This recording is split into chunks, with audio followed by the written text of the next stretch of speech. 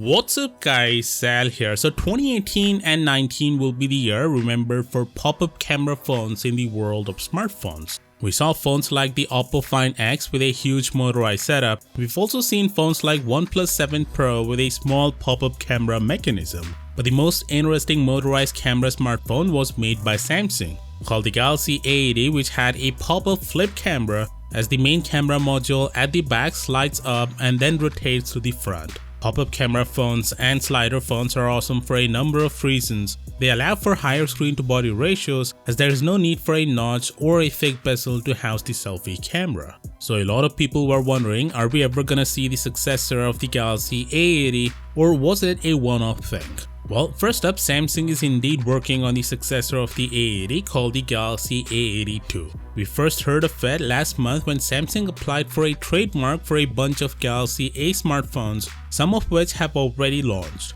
It has been reported that the phone will have 5G support. However, there's no information right now as to whether or not it will have a motorized camera setup much like the Galaxy A80. But the phone showed up on Geekbench today, revealing some interesting details. First up, for some reason, Samsung is using a 2-year-old flagship chipset on this phone. The Galaxy A82 will have the Snapdragon 855 Plus. It's an overclocked chipset found on the Galaxy Note 10 Plus. The SoC on the A82 is paired with 6GB of RAM, and the device runs Android 11, so it makes sense it will ship with One UI 3.1 out of the box. The 6GB of RAM is likely the base RAM variant. It should have at least 8GB RAM variant too. Now if you're wondering why are they using a 2-year-old chipset, why not use the Snapdragon 870 which sits below the Snapdragon 888 found on the Galaxy S21 Ultra? Well, the likely explanation for that is the cost. Since the Snapdragon 855 Plus is a 2-year-old chipset,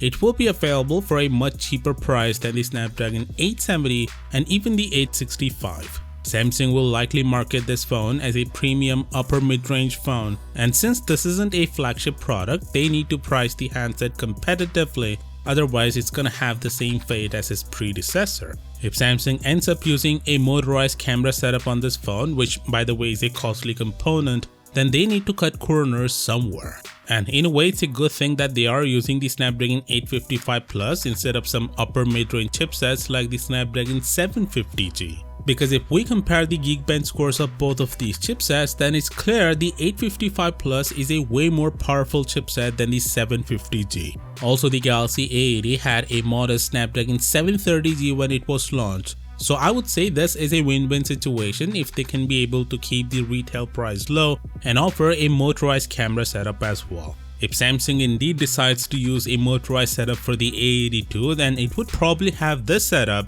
where if you want to take a selfie, the camera would rise upwards so that the top lens sticks out of the phone, then it rotates to face the user. In any case, I'll keep you updated with all the latest news regarding this handset, so do consider subscribing for that. And as always, I'll see you tomorrow. Peace out.